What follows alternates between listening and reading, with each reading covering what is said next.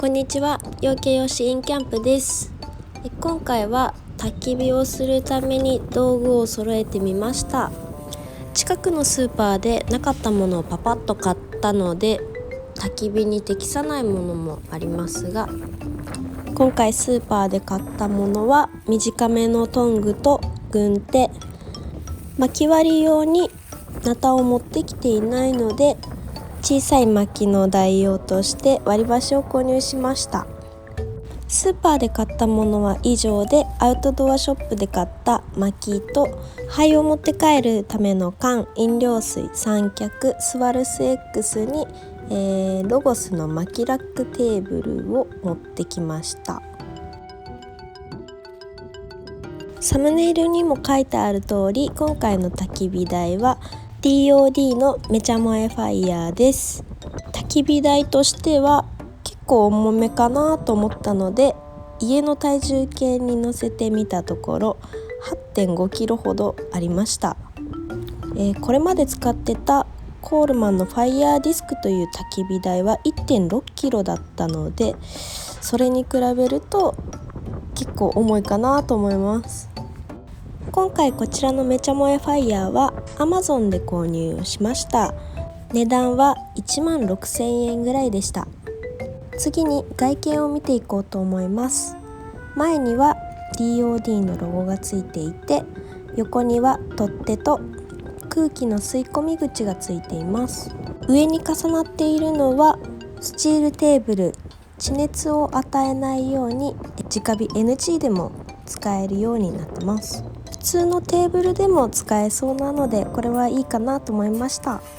中には炭が落ちないためのプレートが入っていて、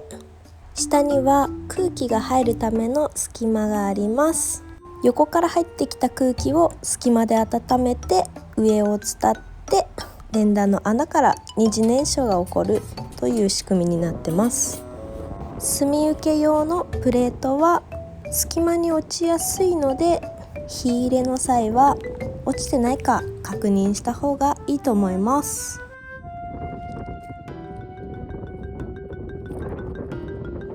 今回買った薪は30センチの普通の薪です。めちゃ燃えファイヤーの横の長さは43センチあるので、市販の薪でしたら太さがない限り横入れできると思います。小さい薪代わりの割り箸と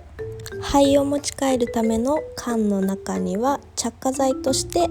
アルコールにつけた段ボールとティッシュを持ってきました。火入れの際は小さい薪から横に立てかけて入れていった方がいいとのことなので、どんどん入れていこうと思います。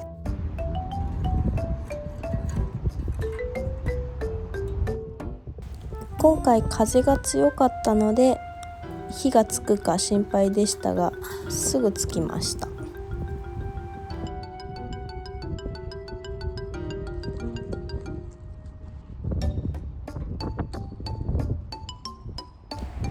全体に火が回ってきたら、立てかけてる薪を横に倒して安定させていきます。風がものすごい強いので、二次燃焼が少し見づらいかもしれません。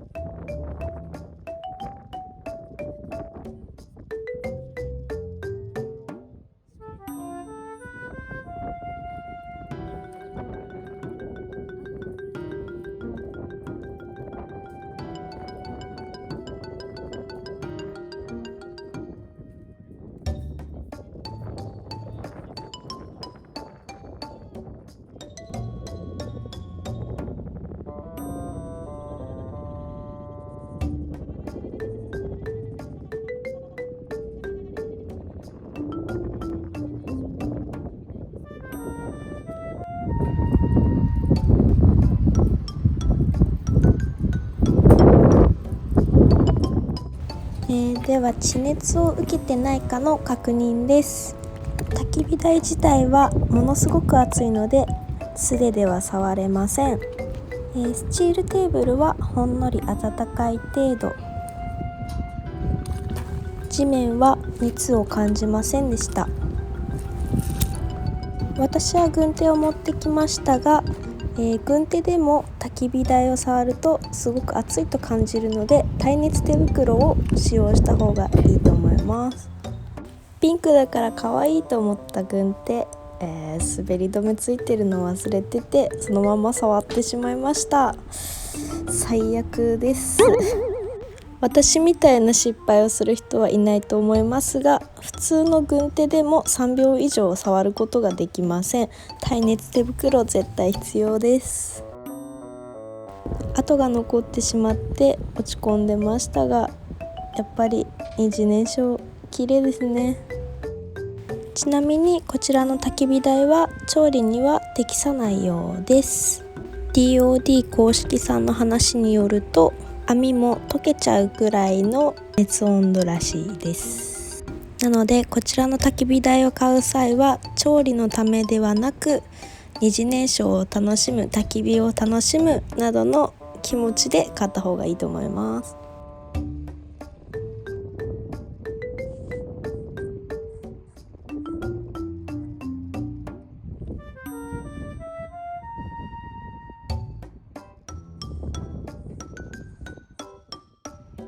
日が落ちてきたので、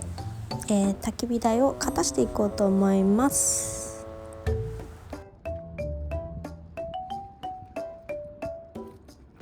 二次燃焼のおかげで残った灰、炭は少なかったです。引き出しを開ける際も熱くないか確認して、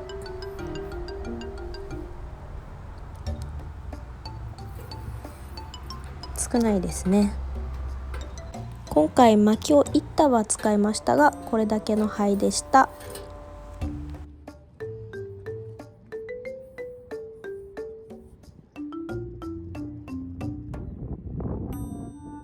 ちなみに引き出し部分の取っ手は買った際はついていないので、ドライバーでくっつけます。収納する時もそのままくっつけたままで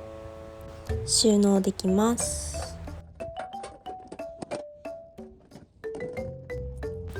片付けの際は下のスチールテーブルを焚き火台の上に重ねます。こちらのスチールテーブルは足の部分が畳めないため、そのまま重ねる感じです。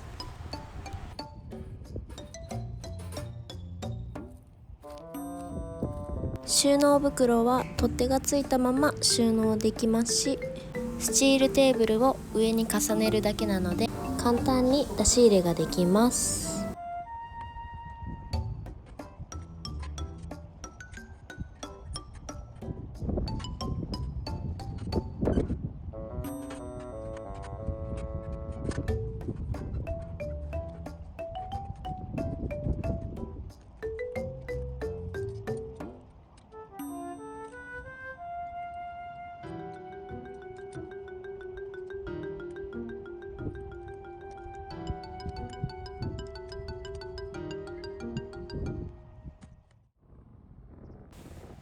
今回